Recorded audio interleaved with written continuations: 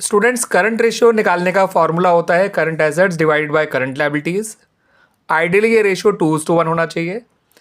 Quick ratio निकालने का formula होता है quick asset upon current liabilities, और आइडियली ये रेशियो 1:1 होना चाहिए।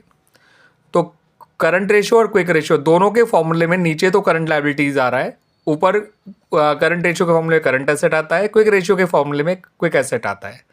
अब ये क्विक एसेट कैसे निकाली जाती है इसको समझ लीजिए।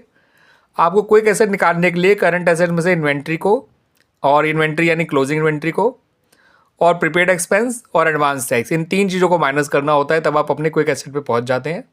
मोस्ट ऑफ द केसेस में आपको प्रीपेड एक्सपेंसेस और एडवांस टैक्स नहीं दे रखे होते हैं, तो अगर आप करंट एसेट में से सिर्फ इन्वेंट्री माइनस करोगे तो भी आप क्विक एसेट पे पहुंच जाओगे। ठीक है स्टूडेंट्स, और याद रखिएगा क्विक एसेट को लिक्विड एसेट्स भी कहा जाता है। आइडियल करंट रेशियो 2:1 होना चाहिए, आइडियल क्विक रेशियो 1:1 होना चाहिए। ठीक है स्टूडेंट्स।